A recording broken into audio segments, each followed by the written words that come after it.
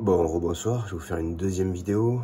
Celle-là, c'est pour vous parler un petit peu des gens qui interprètent facilement en fonction de ce que les autres font, mais qu'eux ne font pas. Si vous voulez, généralement, quand je mange quelque chose, il y a des gens qui me disent « Ah, mais là, tu te fais plaisir parce que tu manges ça. » Mais les gens qui vous disent ça, généralement, c'est des gens qui n'ont aucune expérience sur le chemin, en fait. Ils ne savent pas ce que c'est que de se priver du plaisir. Ils ne savent pas ce que c'est. Ils pensent que parce que ils vous voient manger quelque chose, ils vont interpréter ça comme un plaisir. Parce que vous mangez quelque chose qui est bon, ils vont dire vous faites plaisir. Donc ils vous regardent, ils vous disent non mais là tu te fais plaisir.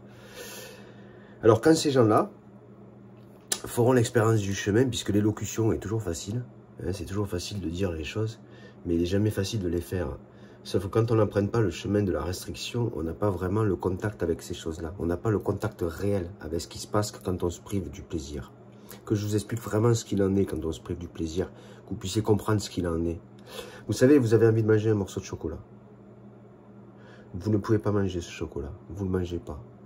Vous allez manger autre chose. Mais ce n'est pas parce que vous allez manger autre chose que vous aurez satisfait votre plaisir de manger du chocolat. Non, vous n'aurez toujours pas satisfait votre plaisir de manger du chocolat. Parce que vous aurez mangé autre chose. Vous voulez manger du saumon, mais vous ne pouvez pas manger de saumon. Jamais vous satisferez votre plaisir de manger du saumon. Donc vous mangerez autre chose pour manger, ouais, mais vous ne mangerez pas le saumon. Jamais vous satisferez votre plaisir de manger du saumon. Vous voulez manger du poulet, mais vous ne mangez pas de poulet. Non, vous mangez autre chose. Vous ne satisfaisez toujours pas votre envie de manger du poulet. Vous mangez, oui, vous mangez, mais vous ne mangez pas toujours le poulet. Vous ne satisfaisez pas votre plaisir de manger du poulet. Vous voulez que je vous en sorte combien de choses comme ça? Vous voulez savoir ce que c'est que vraiment la difficulté de se priver de manger quelque chose? Mettre en situation son esprit dans une difficulté, c'est le mettre dans une situation de difficulté. Si vous n'avez pas l'expérience de vous priver de tous les plaisirs de l'existence, vous ne pouvez pas juger une personne parce qu'il va manger quelque chose qui pour vous peut être un plaisir. Non, quand on est privé de 50 plaisirs, privez-vous de 50 plaisirs. Et j'en suis sûr que je suis loin des 50 plaisirs. Chocolat, saumon, poulet, viande.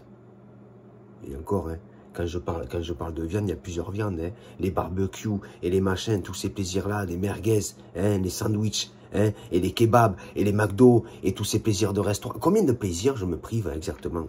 Est-ce que vous savez ce que c'est que la privation des plaisirs?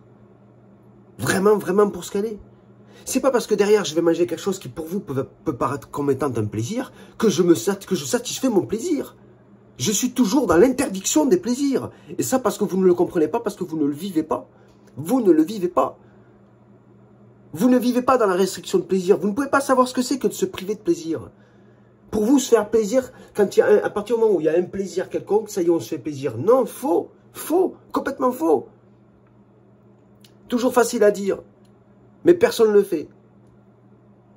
Privez-vous de vos plaisirs, privez-vous de vos plaisirs et mangez quelque chose d'autre à côté. Vous allez voir si vous allez satisfaire votre plaisir. Et quelqu'un va venir vous dire, ah ben tu vois, tu te fais plaisir là. Là vous allez le regarder, vous avez envie de lui dire, mais tu sais quoi, tu vois, vous allez comprendre, vous pouvez comprendre uniquement ce que je pense et ce que je ressens si vous empruntez le chemin que j'emprunte. Vous ne pouvez pas juger si vous ne prenez pas le chemin que si vous n'empruntez pas le chemin que j'emprunte. Donc c'est toujours facile, c'est ce que j'essaie d'expliquer aux gens et aujourd'hui j'arrive à l'expliquer enfin. J'arrive à mettre des mots sur ce que je voulais exprimer à tous ces gens qui me disent sans savoir que je me fais plaisir. Non, vous ne savez pas ce que c'est que se faire plaisir. Vous ne savez pas ce que c'est que la privation du plaisir.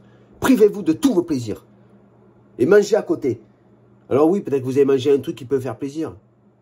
Mais c'est illusoire à côté de tout ce qu'on s'est privé. Parce que tout ce qu'on s'est privé est toujours là et réside là. Ça réside, c'est toujours présent. On n'a toujours pas satisfait notre plaisir, c'est faux.